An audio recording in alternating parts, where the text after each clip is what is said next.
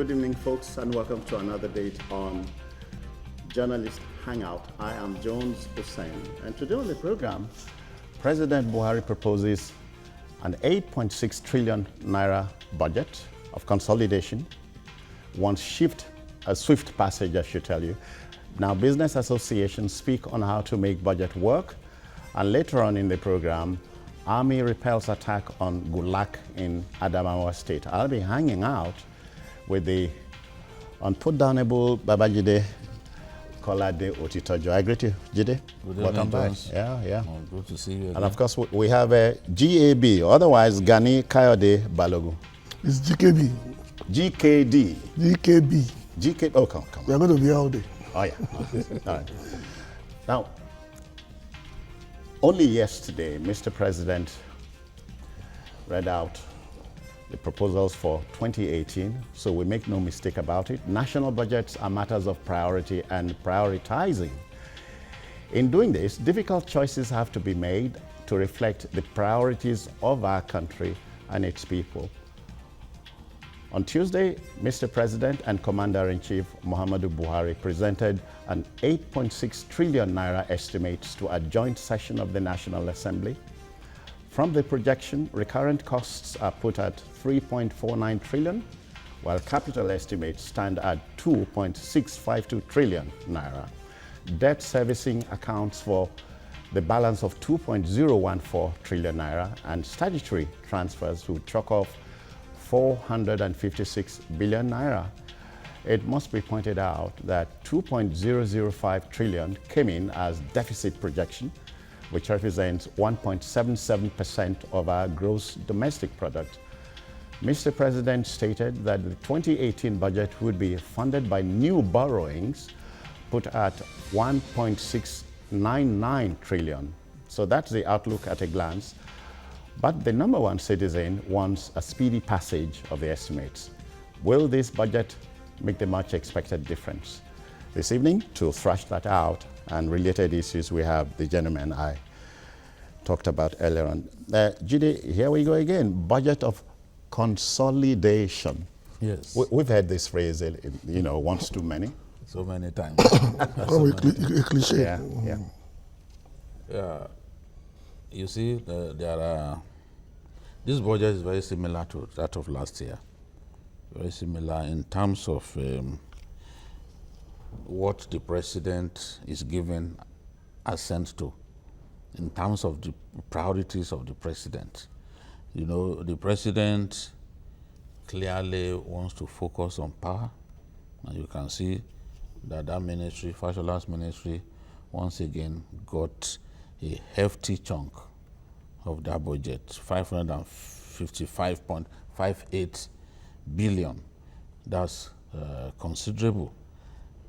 But I'm worried about the fact that we still haven't been able to do something about our hefty recurrent expenditure. I'm also worried. It's a recurrent budget. Yes. All of the time. Yes. I think that as we go on, greater accent should be put on capital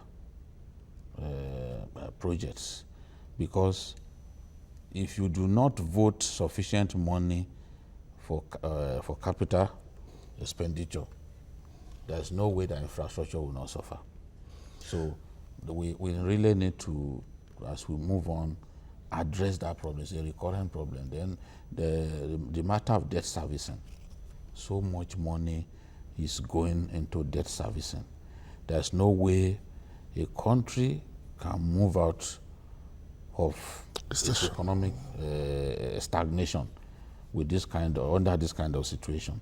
We really have to look at how much we are spending on debt servicing and look inwards. I hope that this year we'll be able to earn a lot more from our exports, so that when we have alternative sources of revenue generation, then we can say that we will be able to implement the budget as much as we want. Yeah. Gani, already the National Assembly is reacting, and not surprisingly so. Senate President says, Mr. President must play ball. He must mobilize. Can you break that down for us? Well, in layman's terms, what the Senate President is asking on behalf of his team is what we popularly call the constituency projects. And you must understand the term very well in the context of Nigerian politics, especially in a year that is going to precede the general elections. What he's asking for mainly is a war chest that they will use to do that stuff. They are not going to couch it in such an blatant and obvious language. They are going to use ones that you like, intervention, local elementation, building infrastructure, little things that has no meaning in the Webster dictionary. But one thing I know is that our budget in the last 2 years have practically been the same. Apart from the deficit that came down by less than 1 or 2 trillion, you could as well just put the 2017 budget on the table and just do 1 or 2 tinkering, and then we say we have a budget. But we also know that budgets are intentions. It is not law yet. And until the National Assembly removes the scissors and the blades and cut it to pieces and put it back together, then we'll just be talking about intentions, not actualities.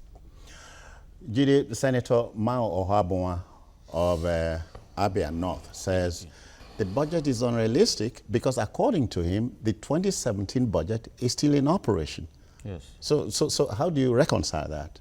I think that is a problem.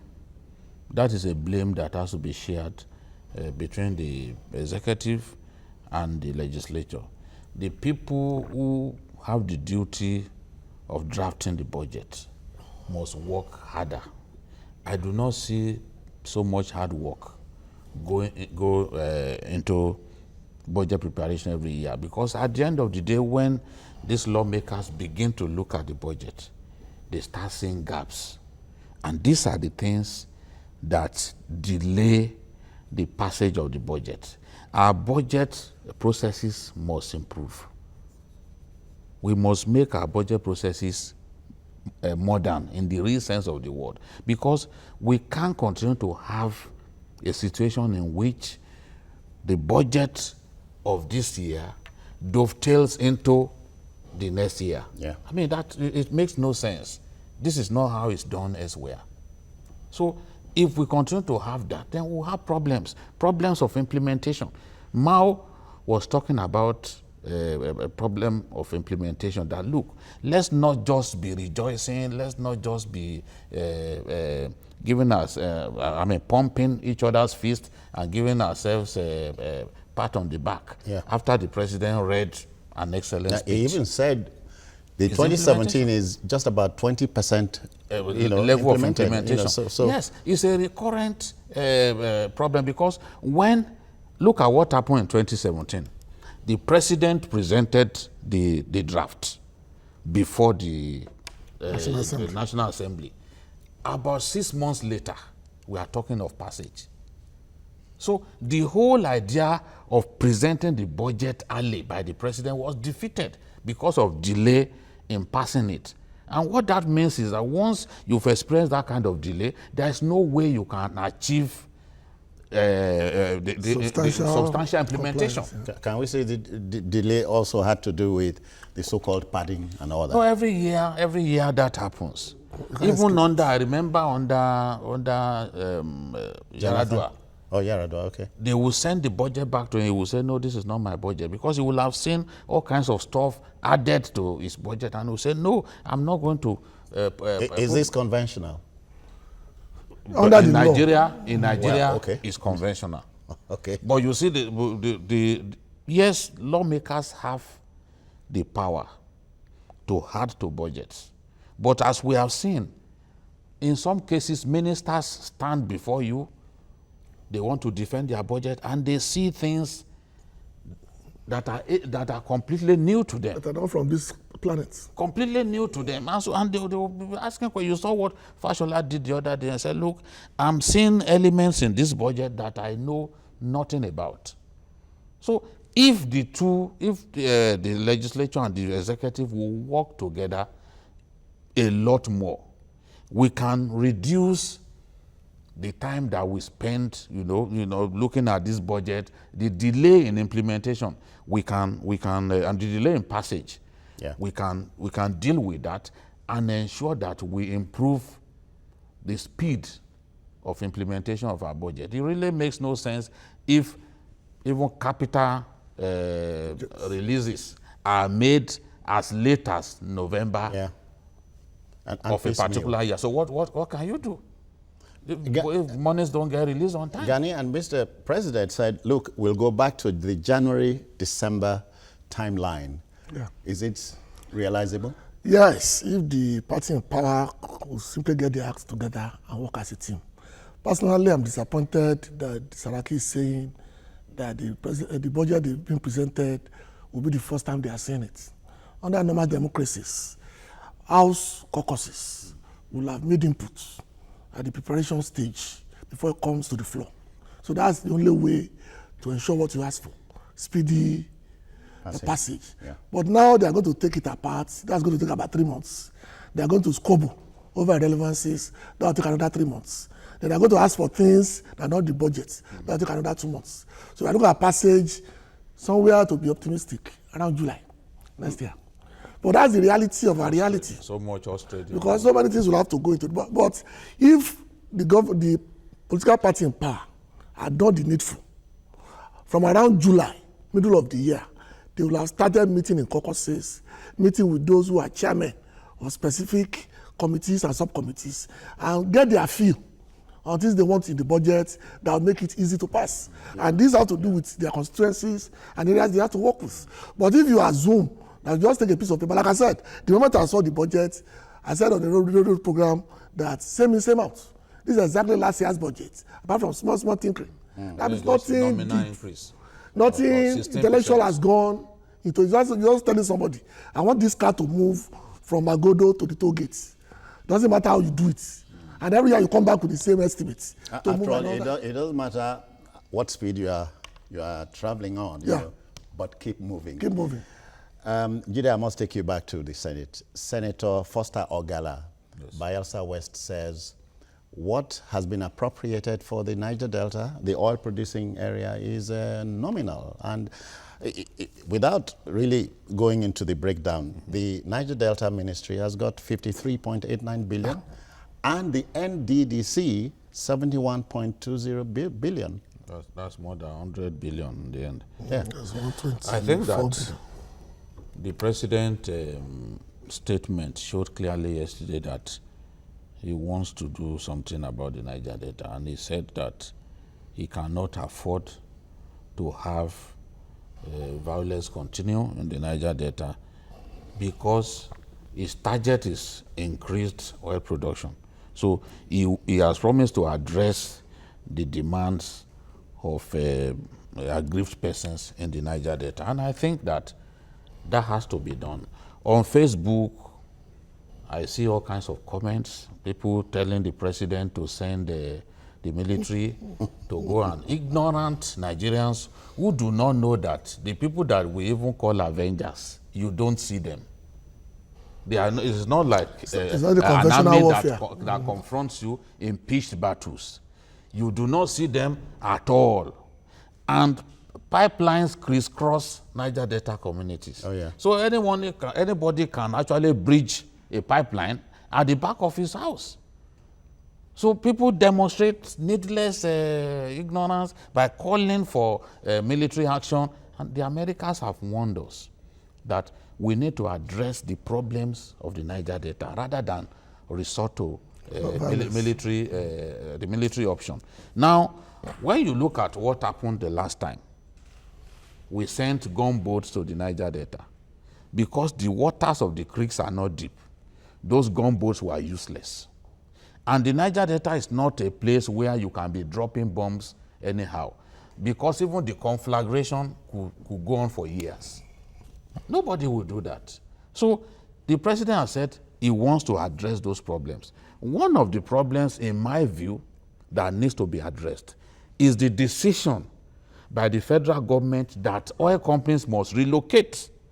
Yeah. to the Niger Delta. As we speak, those oil companies are refusing. There's a counter logic. If you want the oil majors to go to the Niger Delta, let the NNPC, which is the big boy, lead by example. The way. So, you don't think that's tenable? I'm not opposed to that because those are oil-bearing communities, and I know that if they relocate to the Niger Delta, for example, those states can earn more IGR, with which they can develop their talk about trickle-down effects and so on. Communities. Yeah. So apart from that, there are promises made that as we speak, we do not see signs that those promises are going to be, that the government will fulfill those promises.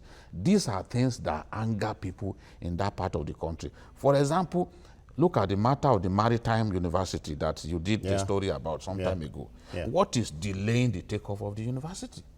That has to be addressed because it's one of the issues that these guys are complaining about. So when we get into negotiations with people, we must behave like decent people. It's the same problem we have with ASU. When you get into negotiations with ASU, you must fulfill your own side of the bargain. The vice president went to that area and made promises. So this is the time to fulfill those promises so that our projection of 2.3 million barrels a day can be met. And thank God, oil prices are going up again. We can actually earn more money. Yeah. GKB, let's begin to spread out now. Yeah. You hear this statement that education in any country's budget must at least take no less than 25% of the national budget. That's UNESCO. UNESCO mark. But here you have 61.73 billion. Yeah. We are not a very serious nation. Of course, just based on what you said, the cash cow needed only to be milked in a decent environment. You refused. Not to talk of the future, the education of your future generations to come into the system. I think, again, the president has shown, or rather this government has shown, gross insensibility towards the basic elements of what governance is about: security, education, and infrastructure. Health. And health. And once you've not done this and you are concentrating on only one aspect, then you are looking for more trouble. Because, as they say in Yoruba, the child you refuse to train will sell the house that you use the money to build when you didn't train him. Yeah. And that's where we are going now. You are not spent on training him that you use to build the house. That child will sell that house. It's that simple. I'm told from the back room we must take a break. So let's go on this break and return. Please don't go away.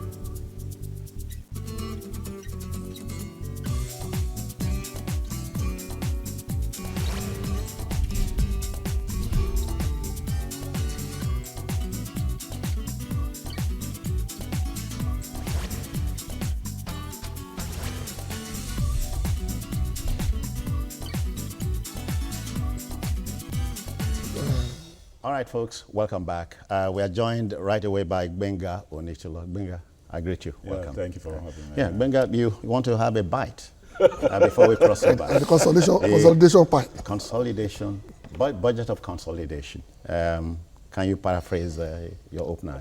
You only consolidate on victories.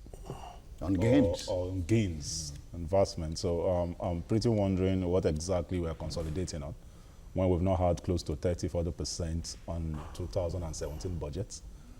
You still have a lot of deficits in terms of funding key things that, for example, just a few days ago, information came out that the soldiers at the war front have not been paid, which is not the fault of the military in themselves. It's because of the Ministry of Finance that have not made funds available. So I'm pretty wondering what exactly we are excited about when you have the health sector in a mess, we have education in a mess. For me, those are the most critical for me, aside from any other thing, because when you don't have a nation, people are whole, well, disposable income intact.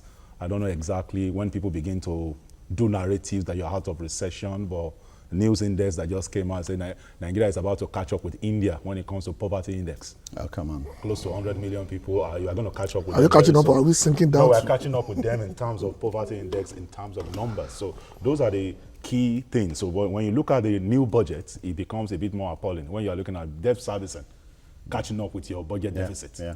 And you are looking at recurrent expenditure over 3 trillion, more than capital. Even higher than last year. And you are looking at, so are we employing more people in civil service? In civil service, are they increasing their earnings, or more people are coming in, or they have more allowances to pay? Of course we are not, Mr. President. We have not increased the minimum wage. Mr. President is all for a lean government. No. The size of the recurrent expenditure has shown that we don't have physical discipline.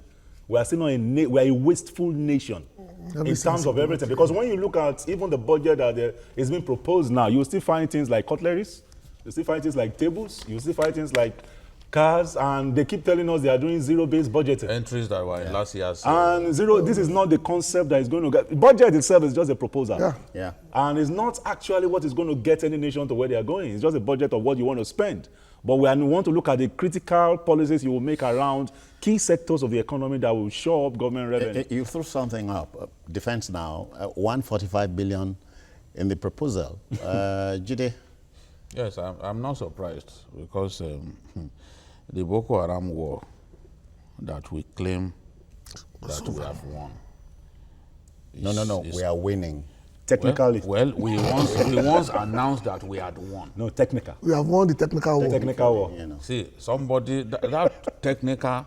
Jide, our business is to... We are quoting someone, a particular person. But some other people. It depends on who talks to you. When the chief of army staff faced the BBC guy, he said, yes, Boko Haram, we have not totally defeated them, which is a way of saying we've not won the war.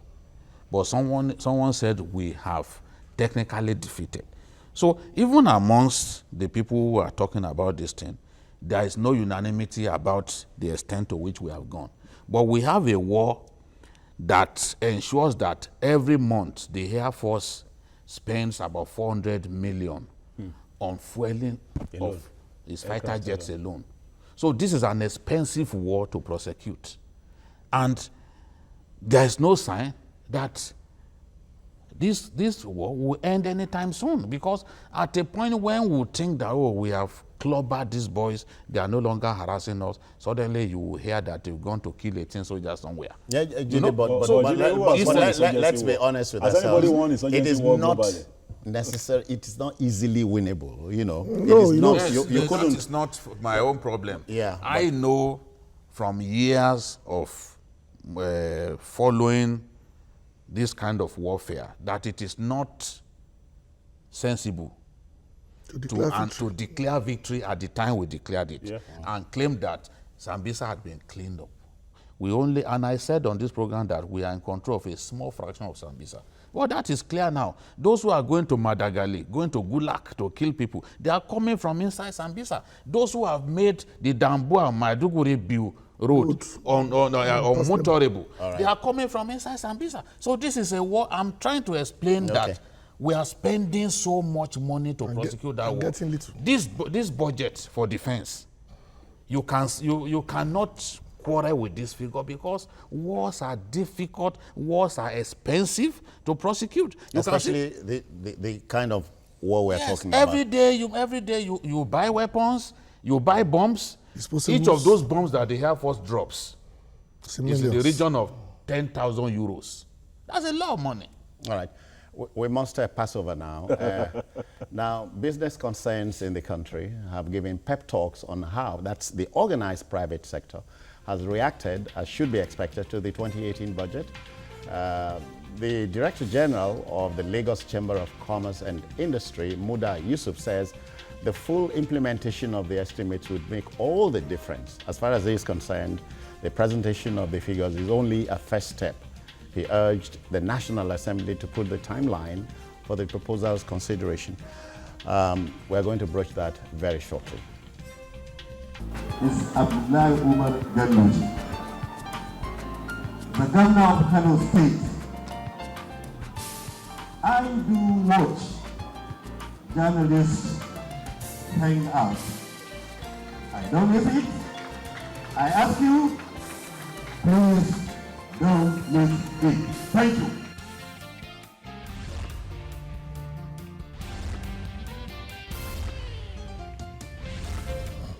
Welcome back then.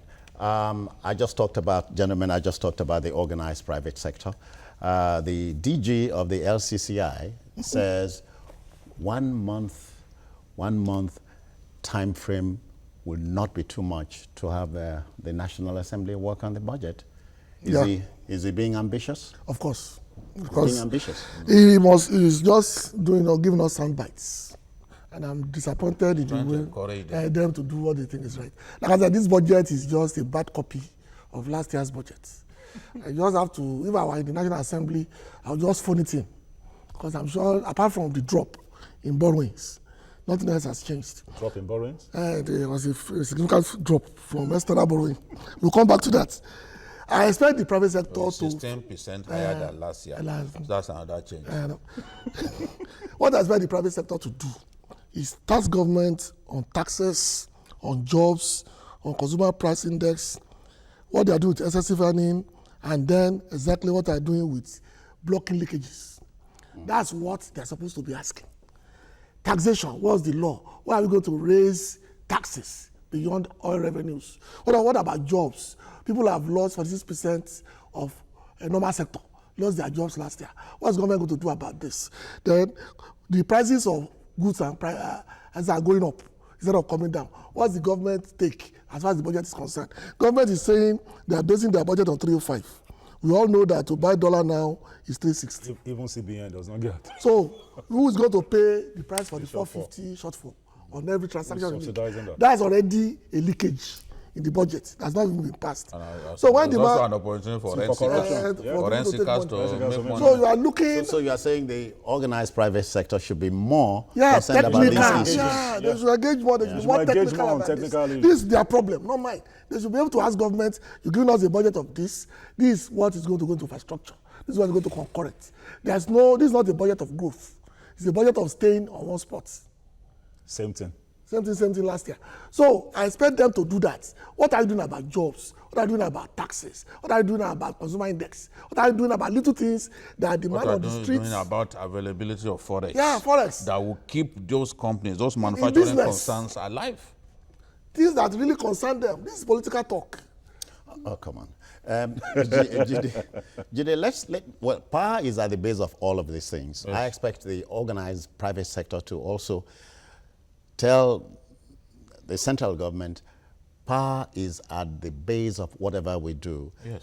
We can do more than we are doing. We can do a lot more than we are doing. I will tell you, when I went to Taraba, in a village called Kakara, where you have the tea company, I saw a dam.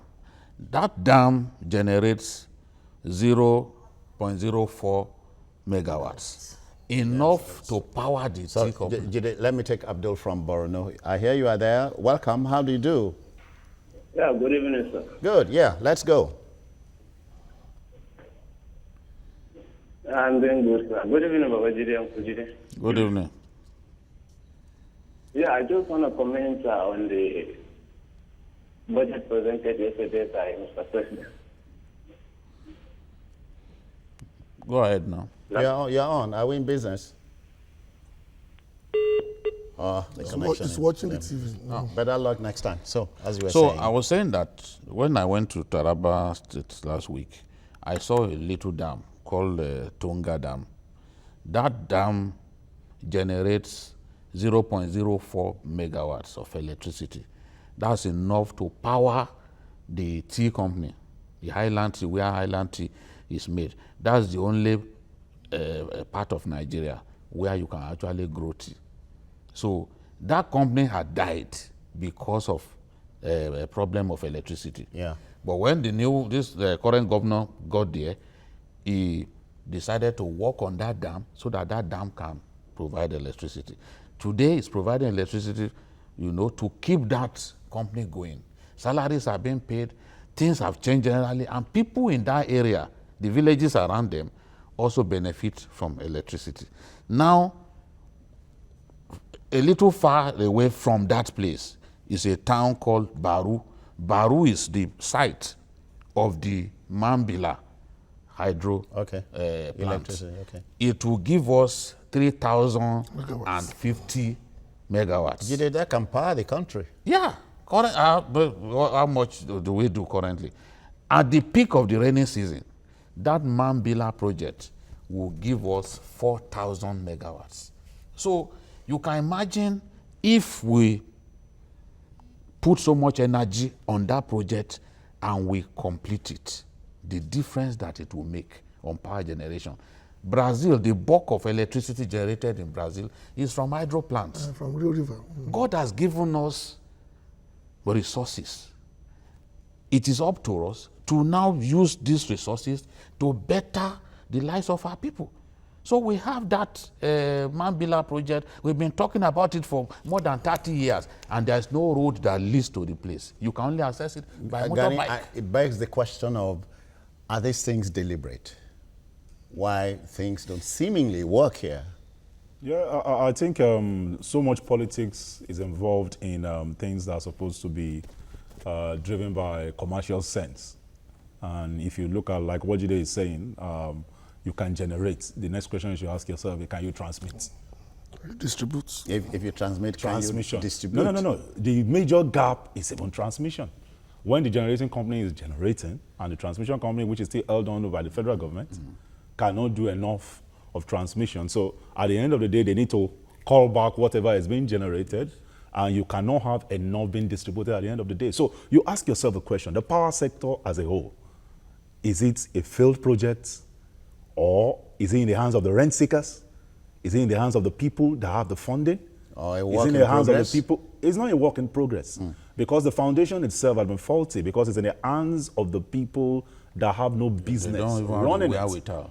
They don't have the they don't have the resources. First, World Bank says you need about close to about $20 billion over a period of 5 to 8 years to power the energy sector, the power sector. But these guys don't have access to the fund. Do you know how many bailouts they've gone?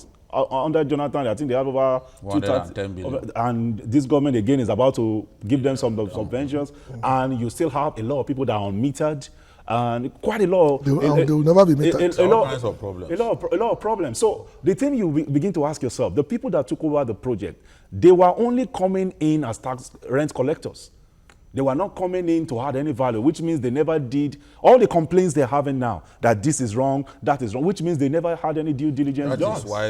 That is why when the aviation minister was talking about concessioning, we said, let's have a transparent concessioning. Because when you have a transparent concessioning, we will see the people coming in. Yeah. It's not for you to just go and find some bankers somewhere who do not have the requisite experience in handling the power sector, and then you just give them power plants to run. Was there even any open bidding? That is what, with the power sector. that's why we are talking about transparency. Let's have transparency. Transparency will bring in the likes of General Electric and people who have the wherewithal. From South Korea, Japan. Not that you, after you sold your stuff to someone, you are now the person still giving them money to maintain what you sold to them. But that's the highest. Gani, we must, we're discussing the organized private sector, which is the highest employer of labor. Like it or not. It should be. It is. Government employs less than 10%. It should be. It is. So it's not that it should At be. a time like this, what should they canvass? We have talked about, look, there must be some concrete things we can lay fingers on. Two things they must look at and ask government to do is what I've listed before. The first one, of course, is infrastructure. The second one is taxation. These twin matters is what will the country. Implementation. Implementation is, of course, key. But we all know the Nigerian We're not system. good at that. Look at the one that Jide just said. Do you realize that until a year ago, the discourse charges you 750 naira, irrespective of whatever you've done. Service charge. Service charge. That means if there is 1 billion consumer of their products, that's 75 billion free of charge. No records. Without providing they are not under the obligation to provide with anything. And whether you use it or not is not their problem. You must pay this money. That's how big the scam is. And if you look at the scam, yes, it is. Nigeria You're taking money for what For they services you are not providing. they are paying somebody 750 billion For providing those services. for doing nothing. If estimated billing is not a scam, then what is Estimated it? billing is a scam. It's a scam. That's what we do. So private sector need to get their acts together. Work on, because taxation is key to driving productivity. The current taxation system is a joke. People don't even know what they are meant to pay. And then a lot of people are extorting from whatever corner The other day you heard that about 8,000 companies. 800,000. But the question you begin to ask yourself, the 800,000 companies, what kind of soft landing or safety nets are you even giving companies? Yeah. For them to grow, to be more innovative, to be creative, to produce more. The big We companies, know, you know that, the big you know that companies in that the you big US, companies who even have the capacity to pay, they are Sorry, refusing a to pay. gentleman is online from Niger State. Good evening, Baraka. Welcome. Yeah, good evening, gentlemen. All right, Good then. evening. Yeah. Please, I want to talk about, I heard a comment from one of your reporters. He said, There's some trouble with the... hello? no, go on. Okay, Okay, go I on. hear you. Go on. Yeah. Hello? Yeah, on. Let's go. Yeah, he said that transmission is the weakest link in the power chain. But I think I want to challenge you, journalists, to go around all those power companies that have been sold out. The distribution companies and the generating companies. Okay. What's the challenge? Simple. That Oh, he's we saying claim that he doesn't believe that transmission transmission is the weakest link. the weakest link. Transmission is still in the hands of the federal government. At one time, they had a Canadian firm that was consulting over the project. They don't even have enough funding to revamp their infrastructure as it stands today. And it's the one because enough, they need to invest a lot more on transformers and Yeah. all that. So if you don't have the major link between the generating and the distribution company, still failing. So I can decide to generate 10,000 megawatts, and if you can only transmit 3,000 megawatts, You have a shorting you of have a shortfall 7,000. So that So is the big deal is transmission. this big deal Like is it. still transmission. Yeah. Why all of them still need some high level of funding? For yeah. example, a lot of them, they are still owing the gas companies, for example. They're owing the gas companies billions. So if you can't pay the gas company, so how will even your generation company continue to be in existence? So it's a big quagmire. And we have so much gas wasting in the Niger Delta. Flared away. Yeah, Jide, just to wrap up on the organized private sector. Yes.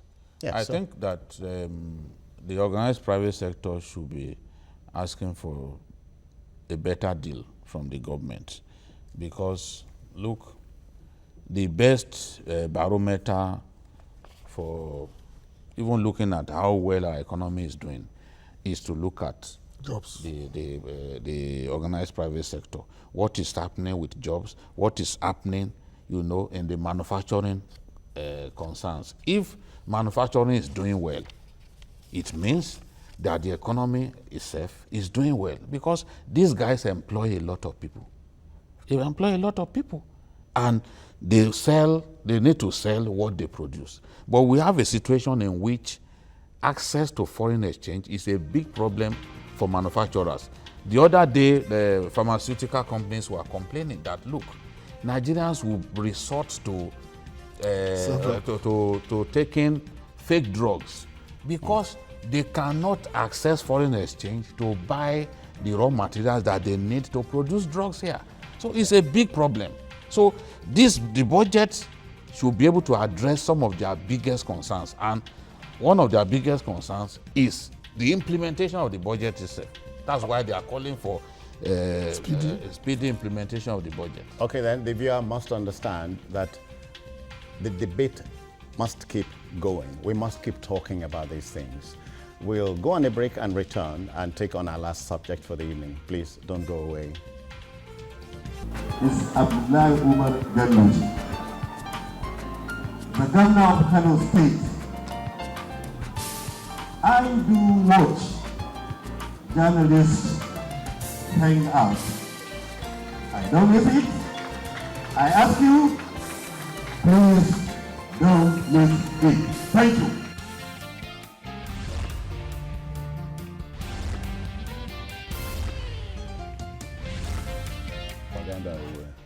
All right, folks, normalcy appears to be returning to Gulak, the headquarters of Madagali local government area of Adamawa State, following a Monday night attack on the town by elements of the Boko Haram terror gang.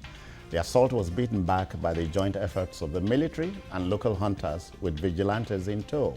Now, the menace of the insurgents has the potential of remaining a nagging headache, gentlemen.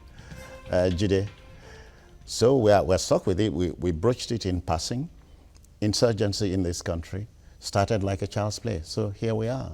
Yes. We have our hands full. We've not won the war. We've made progress, but what is important is for us to win the war and declare victory at the appropriate time. I was watching the news today, and I saw that the Somalians have declared victory over Al-Shabaab. I'll be very happy if that happens, because Al-Shabaab actually trained some of the elements in Boko Haram as far back as 2012, 2011. After the Gaddafi overthrow. So they trained these guys. So if Al-Shabaab gets defeated, and the style of Boko Haram is very similar to Al-Shabaab. Yeah. They must have been influenced by Al-Shabaab in many ways. So if you take Al-Shabaab out of the equation, these guys could be demoralized, and it will dawn on them that their days are numbered. But what they are trying to do now is, at every opportunity, show the Nigerian army that, look, we are still here. You are deceiving yourself by saying that you've won this war. So they went to Sasawa village in Yobe State, less than 30 kilometers to the Yobe State capital, and killed more than a dozen soldiers. Set ablaze the town. They've created problems now, problems of fresh IDPs coming out of those areas. And they've not relented. You are seeing them going to Gulak, going to Madagali, because the community is very close to Sambisa Forest. So they can always come out of Sambisa Forest, attack nearby villages, and escape.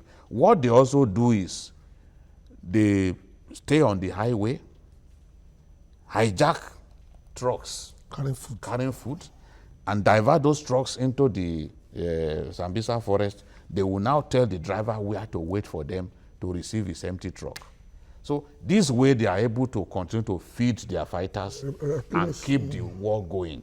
So, and unfortunately, you see our neighbors like Chad, they are already getting tired. The other day, the president of Chad says, see, very soon I'm not going to get involved in this war anymore, because the multinational joint task force doesn't get funded. It's expensive to fight, to get involved in a war. Our neighbors are already getting weary, and we must find a way to get them to continue to support us, because of our extensive borders with these people. It is from Chad, from Niger Republic, that a lot of these fighters come into Nigeria. Sometimes when you arrest a Boko Haram fighter, even a word of English he cannot speak. You know, so it's unfortunate. Benga, you heard the opening of Babajida. You are wondering if he's reading out a script for a film, but this is real life. Yeah. So as I said, our hands are becoming much more full than it was. Is it about motivation or doing something new? I think it's about the strategy. We've been using a particular strategy of the military tactics of shoot to kill, attack with mortar, heavy artillery, and now the war is beginning to tell us it has evolved into more of using the likes of technology. I'm not even sure if we have invested enough in drones to be able to... The drones, because of problem of spare parts, our drones are no longer flying now. But definitely we have to find funding from this budget to invest in technology and in fighting, combating this war. You can imagine if you have an effective system of drone technology, the drones can actually do a whole lot of things before your military gets in there. So you can do a lot of monitoring, like all the one is said about these guys hijacking. Reconnaissance. Yeah. So that's where we need to, if we have to collaborate with the British government or the French government, you have to look for a way to lobby even the AU, because they said if you have to lobby because it's something that is going to be systemic across Africa if it's not tamed. Oh, yeah. If AU has to be involved in this beyond ECOWAS, AU has to be involved because you have to find funding. Of course. Funding is critical and key. How are you going to lobby funding to come in for you to be able to fight this kind of, because now you still have to start thinking, because we are not used to this kind of war, which means you have to start looking at how do you even infiltrate their camps to know how they're thinking, what they will do next. We need to start working on being able to anticipate that. GKB, there's no denying the fact that at a time like this, some people reap. Yeah. When there's crisis, some people reap. Millionaires are made. That's an element we are not exploiting. No, we know. Even on this program, we've mentioned it during the rainy season that the relative lull in fighting was basically due to the weather. That once the rain stop, they are going to come out with force. And I'm not very happy that we were right. Because it's insulting. Because the Air Force is less active in the dry season or the weather. I'm not very happy that we are right because it shows that there's a failure of intelligence. If we as laymen can foresee something as critical as insurrection, then you know exactly that somebody somewhere are not doing their job. In some countries, as you know, they have what they call intelligence gathering that look at every scenario from 0 to 10, and they are prepared for every eventuality. I don't think we have that kind of system in place. We have people from the universities and people from schools are brought together and do analysis of what they think will happen, and then those soldiers will now work out strategies based on that to fight this war. It looks like we are just underrating this. So just assume there's a rectangle. Just about shooting. And our rule is shoot first, shoot some more, and if they're still moving, shoot more. As far as you have bullets, keep shooting. No, come on. Jide, no, it's not laughing matter. I know, it's a tragedy. The man on the street is becoming inebriated, he is becoming weakened by, so if government cannot do it, so who does? There must be an investment on something. We have talked about intelligence. We cannot wish that away. A new strategy, a new thinking. Some folks, including, I think Stephen Davis of Australia, came, look, we can help out. You think we don't need those lines anymore? I don't know about the credibility of that Davis of a man, because there were some things that he said that I would be foolish to believe. Okay. Having been following this war for some time, there were some things that he said that are very esoterical. But you see, we've not addressed Boko Haram's pattern of recruitment. When I went to Adamawa State in 2016, on this program I said Boko Haram was giving loans to young boys in Madagali area. On that day, it looked like Jide was just saying rubbish. But the army spokesman confirmed it 3 months later, that they've discovered that Boko Haram was giving loans to boys, and when those boys are unable to pay, they get conscripted to come and fight on their side. It was a woman that told me this, a woman from that area. The loans to do what with? No, see, this is, the level of poverty in the Northeast is the worst in the country. No doubt about it. There are people in the Northeast who have not owned 1,000 naira all their lives. I go to these places. Now, someone comes to you saying that he's going to solve problems, he gives you money and all that, and you can't pay back. So when they come to say, okay, the loan that we gave you the other day, you can't pay back, they force them to join. And they willingly do so. They force them. They take them away. The army has confirmed that they've discovered that these guys are conscripting innocent boys into the Boko Haram. So we have to address where they get funding. We have to address where they get fighters. Very critical. Yes. Then we have to deal with the issue of intelligence, and then feeding. We have to block access to food to them, so that when they grow hungry, And they grow hungry on their own, they will say we are no longer We can't fighting. exhaust everything in one breath, but let me thank all of you very kindly. Babajide Otitoju, Thank you for coming. Gani Kayode Balogun, GKB. Pleasure. And Gio is Benga Onitilo. Thank you Very kindly. All right, folks, we'll leave it here for the evening.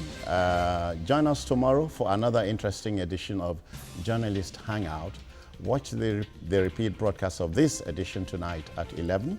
You can also watch Journalist Hangout on other platforms showing on the screen and on YouTube at youtube.com/TVC News Nigeria. Our feedback channel is Journalist Hangout at tvcnews.tv. I am Jones Hussein. Many thanks. Good night. God bless Nigeria.